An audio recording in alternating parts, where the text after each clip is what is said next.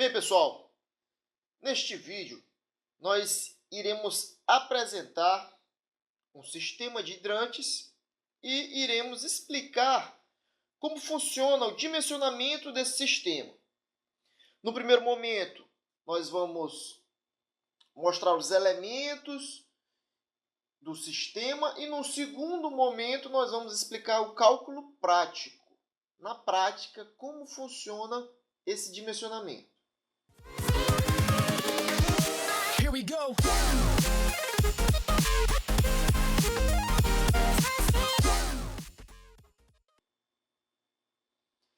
Esse é o sistema de hidrantes que nós vamos utilizar como exemplo. Esse aqui é um esquema isométrico, onde nós podemos perceber alguns elementos como reservatório superior, duas bombas de incêndio, uma principal e uma reserva. Aqui nós temos alguns elementos como manômetro, pressostáto, algumas válvulas de bloqueio, válvulas de retenção. E aqui o nosso hidrante, certo? O que nós temos que ter em mente aqui? Como funciona esse sistema? Como que ele combate o fogo? Como que ele combate um princípio de incêndio? Primeiramente, o sistema dá início pela abertura da válvula angular que fica dentro desse abrigo aqui. A partir do momento que você abre a válvula, o que vai acontecer? Todo o nosso sistema ele já está previamente pressurizado pelas bombas de incêndio. Por exemplo, as bombas pressurizam todo o sistema a 50 metros de coluna d'água. Então, quando nós abrirmos a válvula angular, essa pressão ela vai cair. Nós temos o manômetro que vai indicar a pressão caindo e nós temos o pressostato que vai justamente ligar a bomba de acordo com a pressão configurada. Ou seja, digamos que você está num centro comercial, deu-se início a um princípio de incêndio. Você vai, pega a mangueira, acopla na válvula angular, acopla o esguicho, se prepara, se posiciona e abre a válvula angular. Quando você abre, vai sair um pouco de água, porque o sistema estava previamente pressurizado, e vai cessar. Nesse momento, é justamente quando a pressão vai abaixar e o pressostato vai indicar para a bomba que está na hora dela entrar em ação. Quando ela entrar, ela vai pressurizar todo o sistema de acordo com os parâmetros que são regulamentados a nível estadual e a nível federal por meio das NBRs. Quando pressurizar de acordo com o projeto, você vai conseguir combater o incêndio com efetividade. Então, é basicamente dessa forma que funciona o nosso sistema. Agora vamos mostrar alguns elementos. Como já falei, nós temos reservatório superior. A saída dele é ligada. Nós temos dois barriletes, essa estrutura aqui. O reservatório ele é sempre separado em duas células, certo? Nós temos a válvula de bloqueio, os barriletes se unem até chegar à bomba. Na chegada à bomba, temos sempre antes de uma bomba, nós temos uma válvula de bloqueio. Após a bomba, nós temos uma retenção e uma de bloqueio, que é o que acontece aqui. Temos duas bombas, uma principal e uma reserva. Se a principal não entrar em operação por algum problema qualquer, a reserva irá substituí-la. Continuando com a nossa canalização, no sentido que a água vai. Nós chegamos a essa área aqui. Essa região é a região de comando da bomba. Por quê? Porque é ela que vai estar ligada à bomba e vai indicar quando a bomba deve ligar. E se nós tivéssemos uma bomba jockey aqui, que é uma bomba de pressurização, ela iria indicar também quando desligar. Essa bomba principal, ela só é ligada por meio automático. O desligamento dela depois de entrar em operação é sempre manual. Princípio básico. Nessa nossa área de comando nós temos duas válvulas de bloqueio, nós temos o dreno para realizarmos testes. Nós temos o manômetro que mede a pressão, dois pressostatos, um para cada bomba. Esse pressostato ele tem a parte hidráulica, que é onde ele identifica a queda de pressão, e ele tem a parte elétrica, onde ele está ligado, né, por meio da fiação à bomba. E nós temos aqui também um cilindro de pressão. Esse cilindro de pressão ele é utilizado para pequenos vazamentos, certo? Para evitar que a nossa bomba entre em operação, a gente utiliza um cilindro. Porque se você tiver um pequeno vazamento na sua canalização, o cilindro vai compensar. Ele vai pressurizando aos poucos, certo? Para que a pressão do sistema não caia e venha acionar. É um recurso utilizado para evitar o desgaste da nossa bomba principal. Continuando com o nosso trajeto, nós chegamos até uma válvula de retenção e a nossa coluna de incêndio. Após a válvula de retenção, nós temos os ramais para os hidrantes. Então, nós temos aqui um abrigo de hidrante. Nós temos um acionador manual. Ou seja, se você parar para prestar atenção, ao lado do hidrante, sempre tem que ter o acionador, que diz o quê? Quando você utiliza o hidrante, aperte o acionador para disparar o alarme de incêndio na edificação. Dentro deste nosso abrigo, nós temos a válvula angular, a válvula que vai permitir a passagem ou não da água. Nós temos duas mangueiras de incêndio, cada uma de 15 metros. E nós temos o nosso esguicho.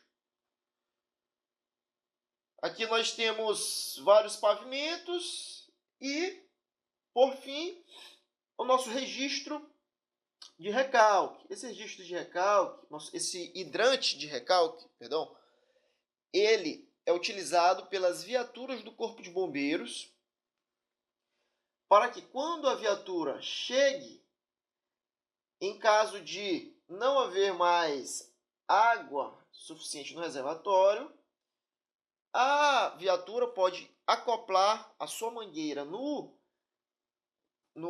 hidrante de recalque e pressurizar o sistema e conseguir combater lá dentro da edificação.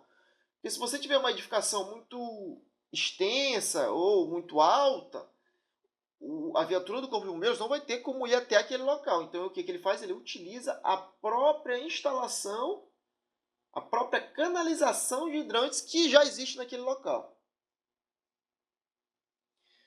Agora nós vamos entrar em um conceito muito importante, que é essencial no dimensionamento de hidrantes, que é a perda de carga por atrito. O que vem a ser a perda de carga?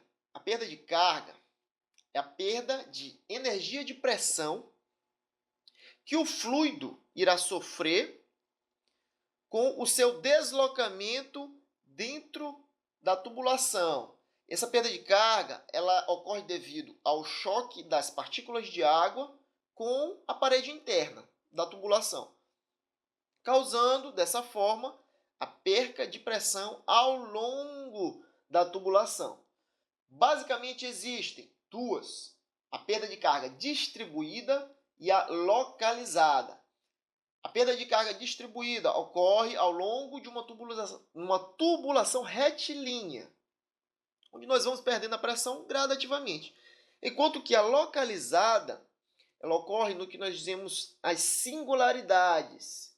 O que vem a ser as singularidades? São as conexões e válvulas que nós temos no nosso sistema. Essas conexões e válvulas, elas provocam a mudança de velocidade ou direção, ocasionando uma grande turbulência, como nós podemos ver nesta imagem. Aqui nós temos uma curva de 90 graus. Você pode ver aqui a trajetória da água, como ela vem retilínea, e no momento da curva, nós conseguimos perceber a grande turbulência. Essa turbulência provoca uma grande perda de carga. Algumas válvulas, algumas conexões possuem perdas grandes, outras possuem perdas bem pequenas. Nós temos aqui um registro gaveta, você percebe aqui a perca. Nós temos aqui uma válvula de retenção. Então, a gente vai trabalhar com todos esses elementos. Nós temos também, é claro, temos que ressaltar a perda de carga geométrica. O que é a perda de carga geométrica? É aquela que ocorre devido ao desnível. Se nós temos, é bem básico. Se nós temos um prédio de 10 metros de altura, nós vamos ter uma perda de carga geométrica de 10 metros. Certo? Por quê? Porque a pressão que nós utilizamos no cálculo é o MCA, metro de coluna d'água. Então, cada 1 metro de altura que nós temos na nossa edificação equivale à perda de carga de 1 MCA. Não tem mistério nenhum nisso. Então, são basicamente essas são as perdas de cargas com as quais nós iremos trabalhar. Agora, analisando sobre o ponto de vista das perdas de carga, aquele nosso mesmo sistema. Nós percebemos, primeiramente, que as legislações estaduais, elas determinam qual é a pressão mínima que nós temos que ter, ou na válvula ou no esguicho, certo? Digamos que esse nosso exemplo determine que nós temos que ter 20 metros de coluna d'água na válvula angular. Então, partindo do princípio da perda de carga, o que nós vamos fazer? A gente calcula toda a perda de carga que ocorre. Olha só, aqui nós temos perda de carga distribuída. Nós temos primeiro uma perda de carga localizada, distribuída, e nós temos a geométrica por conta da altura. E vamos calculando todo este trajeto até o nosso reservatório. Então, se nós precisamos de 20 na válvula angular, e por meio de cálculo conseguimos chegar ao resultado de 20 metros de coluna d'água de perda de carga durante toda a nossa tubulação. Então, a nossa bomba terá que ter 40 metros de coluna d'água, porque 20 serão perdidos e 20 é o mínimo exigido no ponto.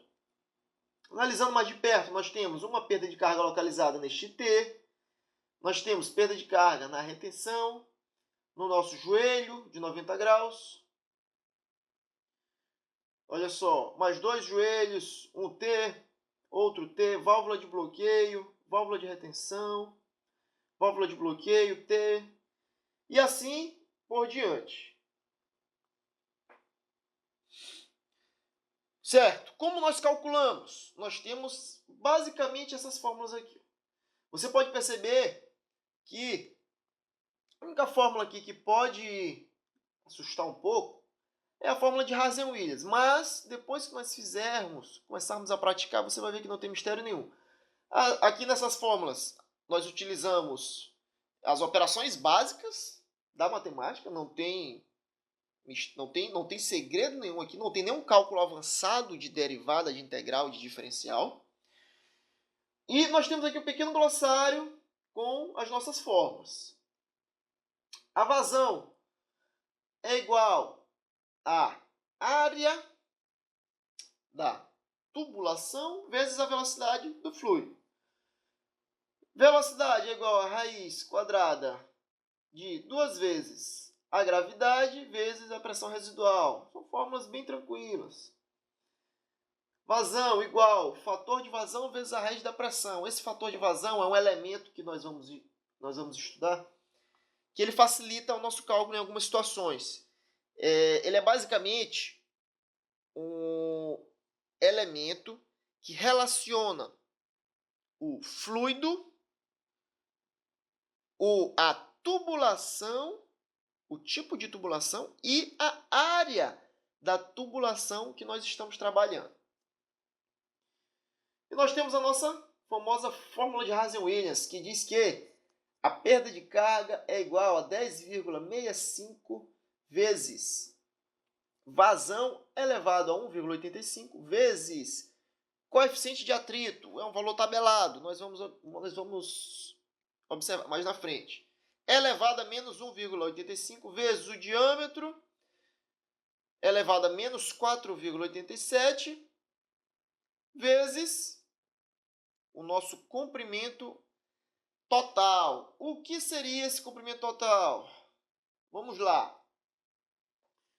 Comprimento equivalente. Esse comprimento equivalente é um artifício que nós utilizamos para facilitar o nosso cálculo.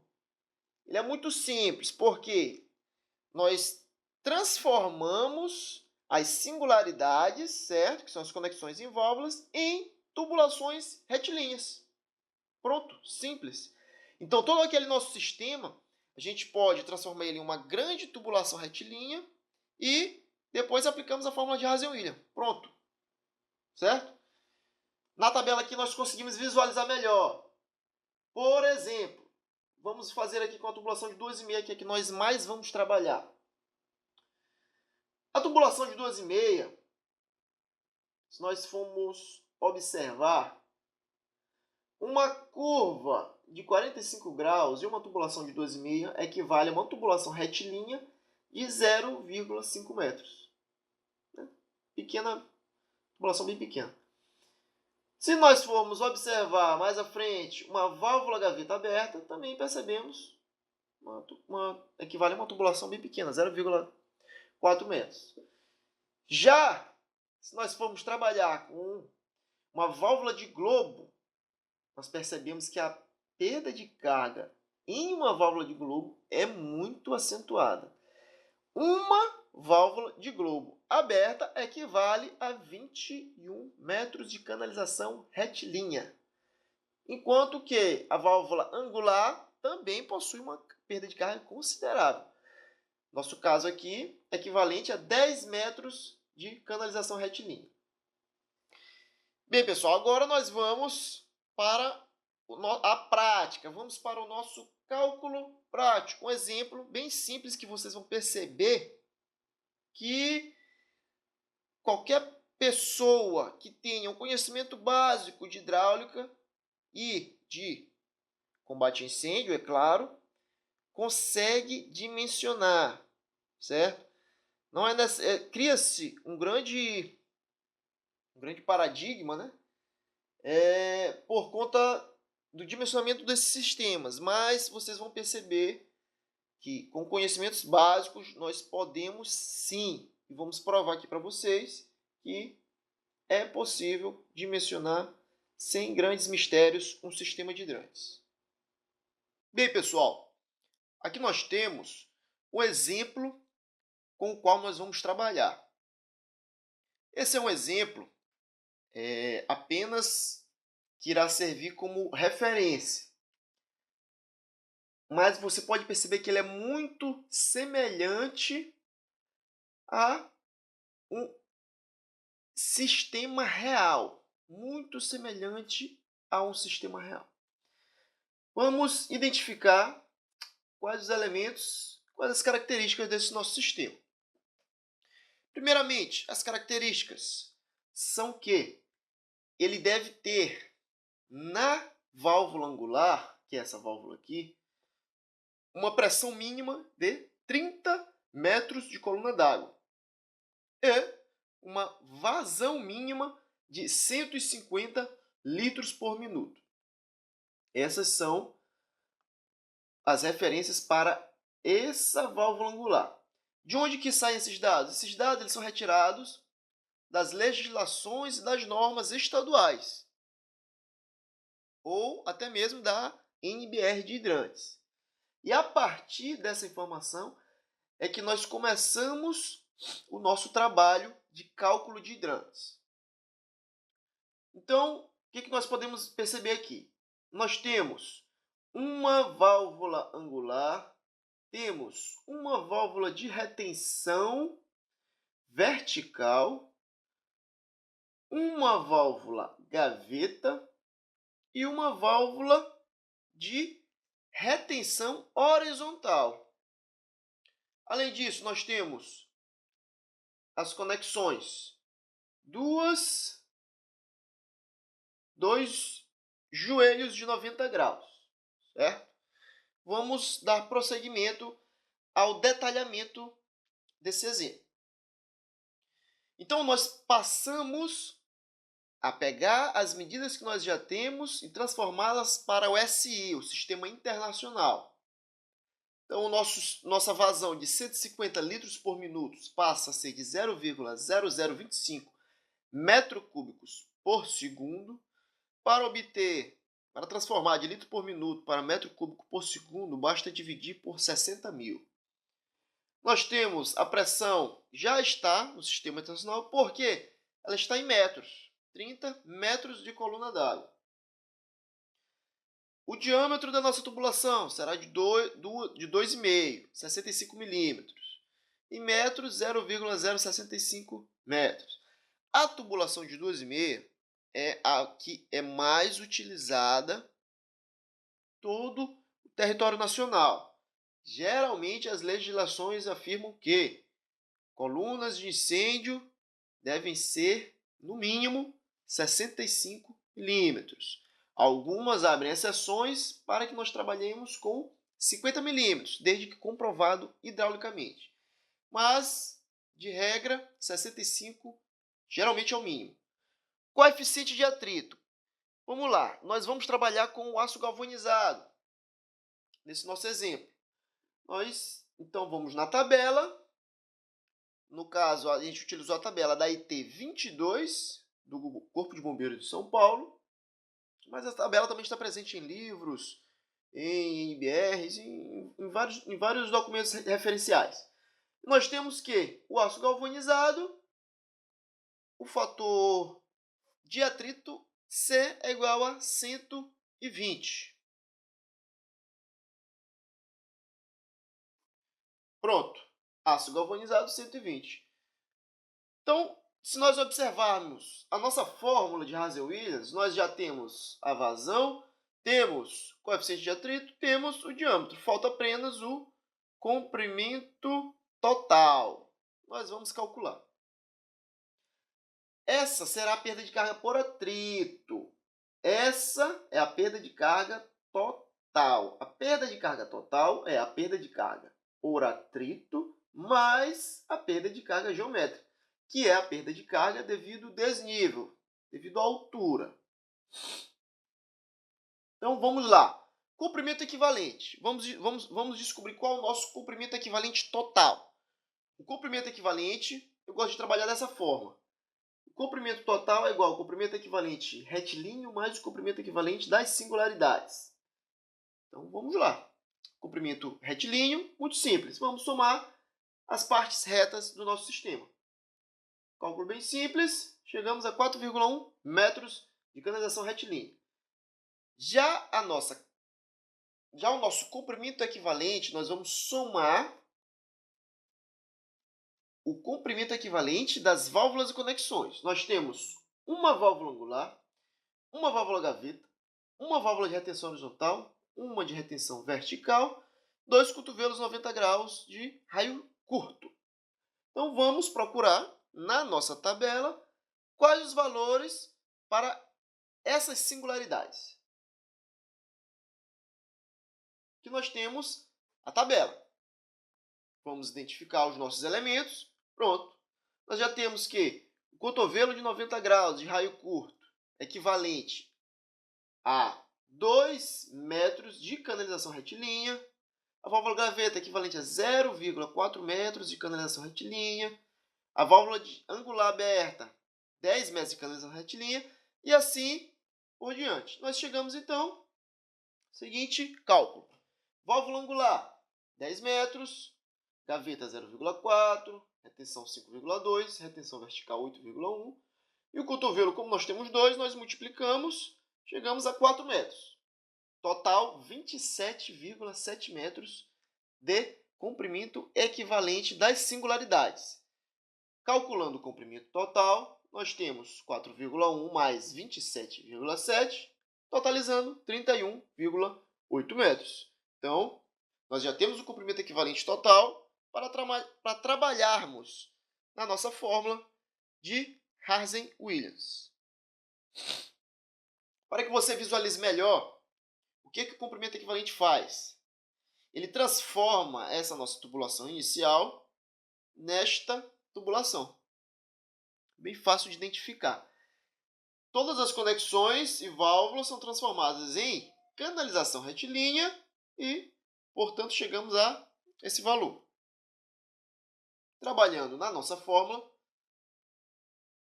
nós substituímos os valores, realizamos o cálculo, chegamos a uma perda de carga de 0,45 metros de coluna d'água. Uma perda de carga pequena.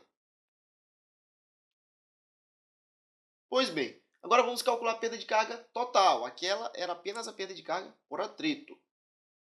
A perda de carga total será 0,45, que foi o valor que nós encontramos, mais a perda de carga geométrica, equivalente a 1,5 metros de altura, que é o nosso exemplo. Chegamos a uma perda de carga total de 1,95 metros de coluna d'água. Como na hidráulica, nós não trabalhamos com vírgula após com casas decimais após a vírgula, nós podemos tranquilamente arredondar para 2. A gente sempre procura trabalhar com folga quando nós estamos dimensionando sistemas hidráulicos. Pronto. Aqui nós temos nosso exemplo. De acordo com o que nós calculamos, nós temos que, na válvula angular, temos que ter no mínimo 30 metros de coluna d'água. Nós vamos perder, durante todo o trajeto da tubulação, 2 metros de coluna d'água. Então, nós temos que ter, neste ponto, 32 metros de coluna d'água. Por quê?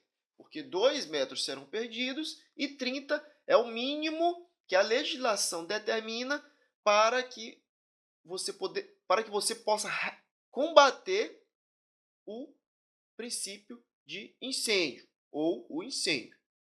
Então, é bem simples. Você pode ver aqui que não existe mistério algum, que com conhecimento básico de mecânica dos fluidos, de hidráulica, você consegue dimensionar um sistema. É claro que, na realidade, esse sistema é bem maior do que esse apresentado, mas o cálculo é o mesmo. O princípio, o raciocínio lógico-matemático que nós utilizamos é o mesmo. Então, fazendo uma pequena analogia, nós teremos que colocar aqui, antes da válvula, uma bomba de 32 metros de coluna d'água e vazão de 150 litros por minuto. Pronto, essa bomba iria conseguir fornecer para o nosso sistema pressão e vazão mínimos determinados por norma e suficientes para o combate ao fogo. Esse foi o nosso exemplo. Espero que todos tenham gostado e tenham entendido. Se, por acaso, vocês acharem que foi muito rápido, não tem problema. Pausem o vídeo, refaçam os cálculos, porque somente assistindo você não irá aprender. Esse tipo de cálculo nós aprendemos praticando. Na verdade, todo tipo de cálculo nós aprendemos praticando. Então, pause o vídeo, em cada slide, faça o seu cálculo no seu caderno. Eu tenho certeza que você vai conseguir chegar ao mesmo resultado e irá passar a ter uma base de conhecimento para realizar o dimensionamento de sistemas de hidrantes com muito mais facilidade. Em caso de dúvidas, podem colocar os comentários aqui no nosso artigo logo abaixo.